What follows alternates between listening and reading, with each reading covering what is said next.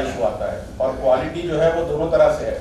एक तो ये कि इंफ्रास्ट्रक्चर की क्वालिटी क्या है, हमारी लैब्स पूरी तादाद में है या नहीं है, उन लैब्स में पूरी तरह से इक्विपमेंट है या नहीं है। और दूसरा मसला है कि हमारे पास ट्रेन मैन पावर है कि नहीं। और ट्रेन मैन पावर का इशू जुड़ा हुआ है कि हमारा इंसेंटिव स्ट्रक्चर क्या है। अगर हम बहुत कम पैसे देते हैं किसी रिसर्च स्कॉलर, रिसर्च करने वाले को, या उसका समाज में कोई स्टेटस उसका अगर उतना ही ऊंचा नहीं है, तो ऑब्वियसली जो बेस्ट टैलेंट है वो अट्रैक्ट नहीं होती। ये मसला खाली तिब्बी रिसर्च के लिए नहीं है, ये एक जनरल इशू है। टीचर्स के साथ में भी यही मसला है कि हमारे टीचर को चूंकि समाज में एक ऊंचा मुकाम हासिल नहीं है, तो बहुत फर्स्ट करियर चॉइस लोग नहीं लेते। तो किस तरह से हम एक इंसेंटिव स्ट्रक्चर इसका बना सकते हैं और किस तरह से हम बेस्ट टैलेंट को उसमें अट्रैक्ट करें ताकि वो इस तरह की रिसर्च में शामिल हों और फिर वो मुल्क के काम आए, कौम के काम आए। इसमें CCRUM का एक बहुत बड़ा रोल है। मुझे ये भी खुशी है कि NCPUL, जिनका उर्दू ज़बान के डेवलपमेंट के ऊपर में बहुत बड़ा फोकस है, वो भी इससे जुड़े हुए हैं और अपने तौर से उसमें मदद कर रहे हैं। लेकिन मसला यहाँ पे ये आता है कि डॉक्यूमेंटेशन आपने कर लिया, उसमें निशानदही उसकी कर ली, उसको लोकेट किया आपने, उसको ट्रांसलेट कर लिया, उसको वैलिडेट कर दिया और उसके बाद अपलोड कर दिया, लेकिन वहाँ पे ख़त्म नहीं होता है मसला। ये किस पर्पज से हम कर रहे हैं, ये तो एक नॉलेज बैंक में हमने डाल दिया। अब उसके बाद के जो आगे के जो स्टेजेस हैं उस पर भी हमें फोकस करने की ज़रूरत पड़ेगी कि हम इसको किस तरह से इस्तेमाल कर सकते हैं। इस पे और फर्दर रिसर्च करने की ज़रूरत है। मान लीजिए कोई ऐसा मखतूता है जिसमें कोई नुस्खे लिखे हुए हैं, फॉर्मुलेशंस लिखे हुए हैं, तो सबसे पहली तो इस चीज़ की ज़रूरत है कि भाई उसका सही ट्रांसलेशन हो। उसमें कोई अगर ज़रा सा भी कहीं, जैसा बता रहे थे कि अगर ज़रा सा भी कहीं एक नुक्ते की भी गलती हो गई तो उसका मतलब पूरा बदल सकता है। एक बार उसको हमने ट्रांसलेट कर लिया ठीक से, तो उसके बाद उसकी टेस्टिंग करने की ज़रूरत है, उसको फिर उसके ऊपर ट्रायल करने की ज़रूरत है, उसको स्टैंडर्डाइज करने की ज़रूरत है और तब आप उसका सही इस्तेमाल कर सकते हैं।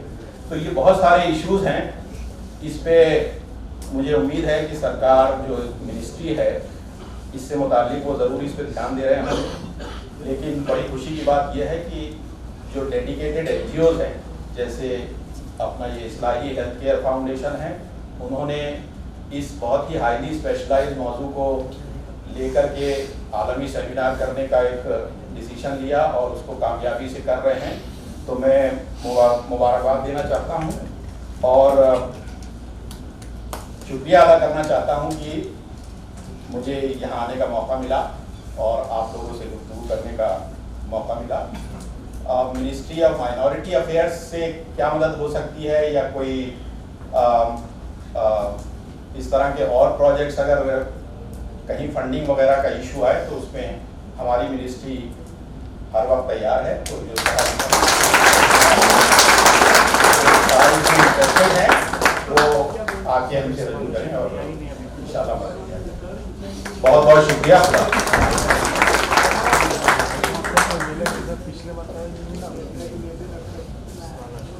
बहुत बहुत शुक्रिया आप जाने आलम साहब, आपने बड़ी तकनीकी गुफ्तगू की अपने सदारती कलमात में और मखलूक़ात के ताल्लुक से न सिर्फ बल्कि तिब्ब यूनानी की दीगर सरगर्मियों के ताल्लुक से भी आपने ऐसी बातें बताई जो हमारे लिए रहनुमाई बन सकती हैं। मैं एक बात अर्ज करना चाहता हूँ। आपने CCRUM का जिक्र किया। CCRUM यानी सेंट्रल काउंसिल फॉर रिसर्च यूनानी मेडिसिन, वो मखतूतात और नादिर तिब्बी कुतुब के हवाले से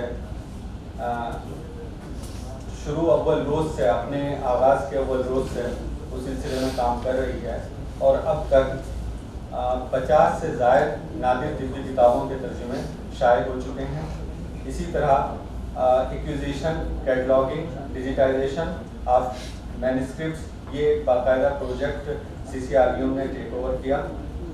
हम उम्मीद रखते हैं कि आपकी जानिब से भी हमें हमेशा रहनुमाई हासिल होती रहेगी और वक्त पड़ने पर मदद भी हासिल होगी। आज का ये इफ्तिताही इजलास इख्तिताम को पहुँचना चाहता है। कलमे तशक्कुर के लिए मैं दरख्वास्त करूँगा जनाब Isham Mohammad Ajmal, adviser Islahi health care foundation से कि वो तशरीफ लाएँ और मेहमानान गिरामी की खिदमत में कलमे तशक्कुर।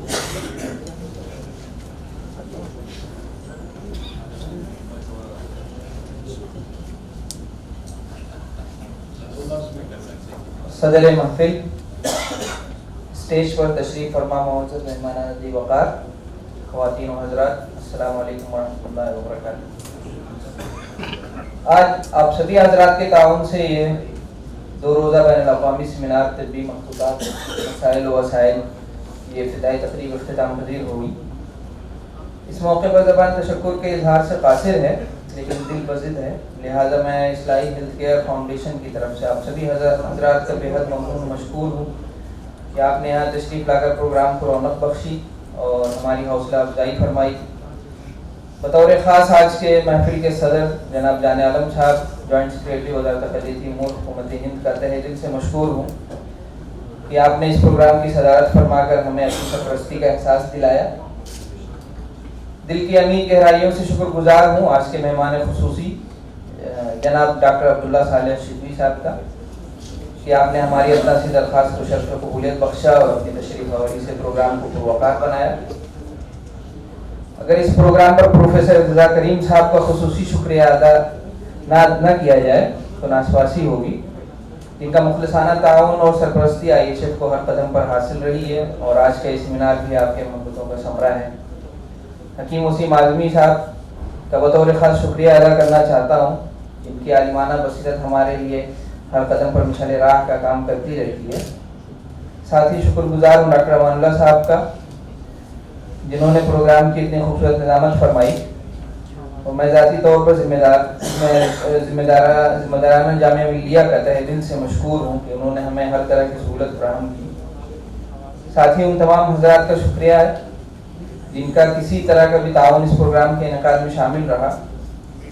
बज़ाहिर सबसे आखिर में लेकिन सबसे पहले मौजूद सामीन का शुक्रिया अदा करना अपना फरीज़ा समझता हूँ। इनकी आमद से आज का ये प्रोग्राम इतना कामयाब हुआ। एक बार फिर भी आप तमाम लोगों का बेहद शुक्रिया। अल्लाह। मीडिया का भी बतौर ख़ास शुक्रिया है कि मीडिया ने अपना इत्माम जाहिर किया इस सेमिनार के लिए और इंशाअल्लाह पूरा कवरेज होगा।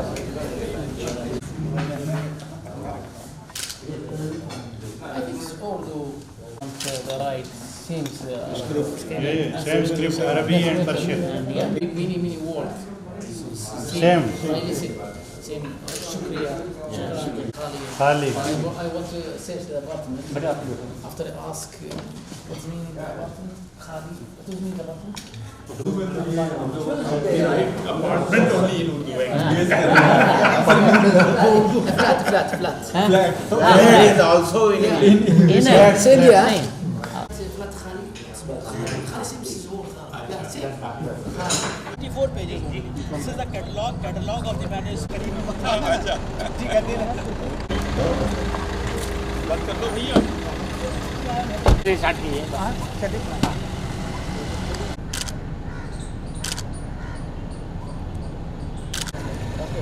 See you inshallah again. Thank you. Yeah, bye-bye.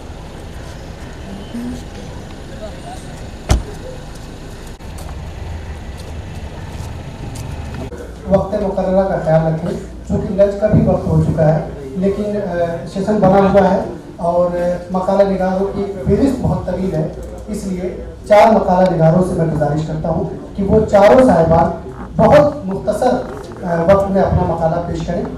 मैं बगैर किसी तमहीद के सबसे पहले प्रोफेसर अली मोहम्मद अशरफ साहब से गुजारिश करता हूँ कि आप आएँ और अपना मकाला पेश करें। आप शोबा फारसी दिल्ली यूनिवर्सिटी में सदर हैं, मैं आपसे गुजारिश करता हूं कि आप आएँ और अपना मकाला पेश करें।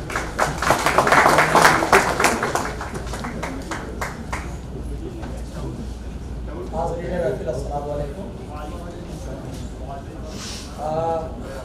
अब इसके कि मैं अपने मकाले से मुताबिक गुफ्तगू करूँ, बहुत ज़रूरी समझता हूँ कि मैं इस्लाही हेल्थ केयर फाउंडेशन के चेयरमैन हकीम मोहम्मद फारिक इस्लाही साहब, ख़ास तौर से हकीम नाजिश एहतशाम नाज़मी साहब इस सेमिनार का ऑर्गेनाइजिंग सेक्रेटरी भी हैं, और कन्वीनर जनाब शाह मोहम्मद अकबर साहब का ज़ाती तौर से शुक्रिया अदा करूँ कि उनकी मसाइल जमीला के सबब आज हम लोग यहाँ जमा हुए हैं।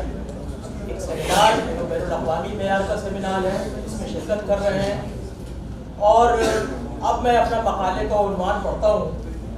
मेरा मकाला सिर्फ 84 सफ़हात पर मुश्तमिल है,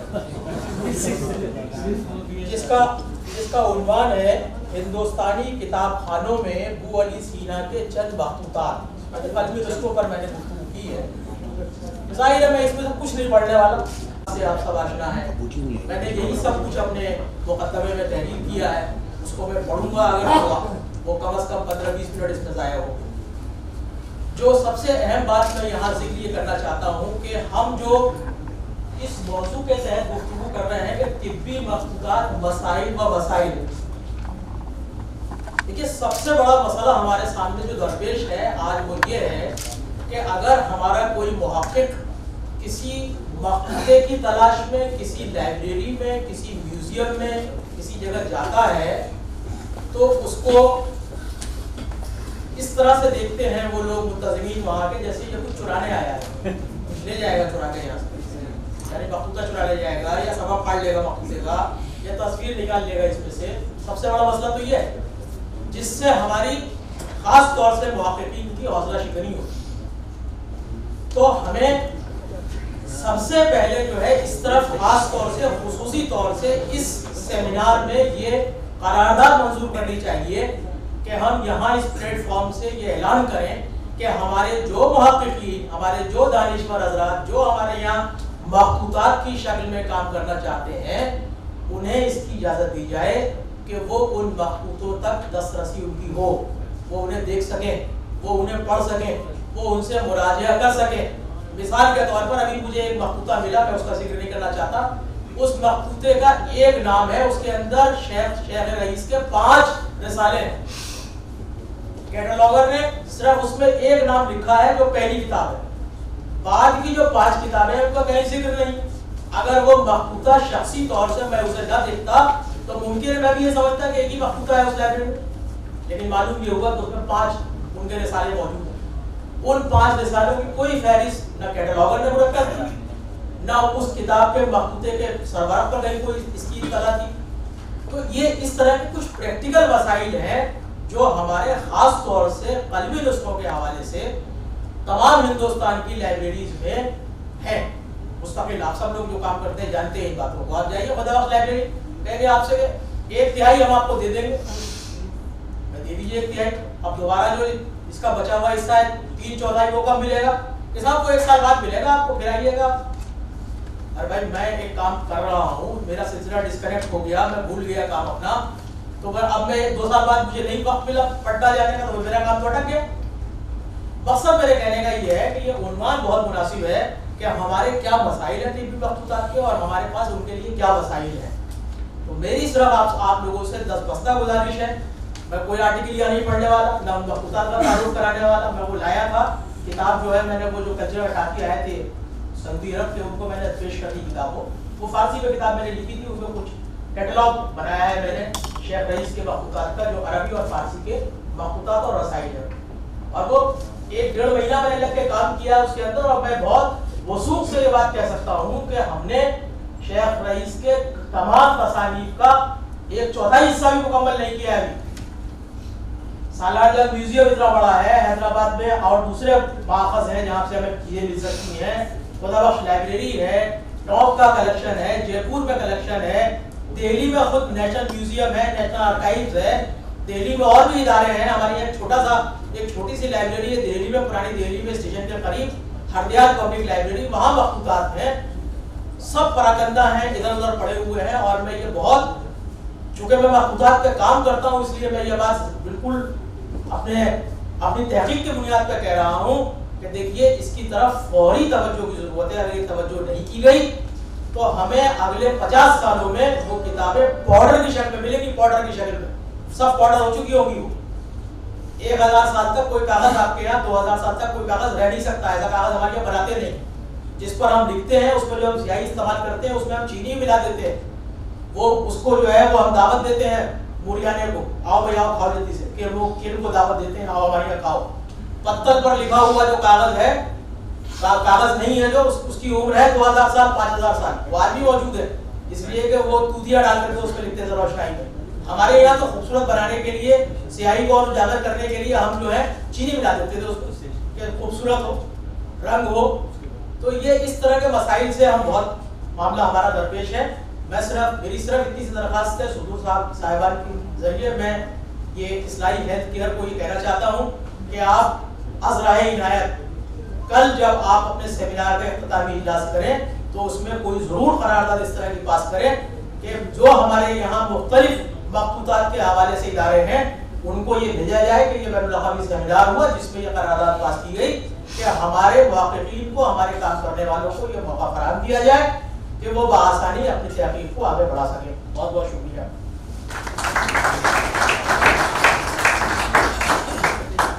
बहुत शुक्रिया प्रोफेसर अली मोहम्मद हसन साहब।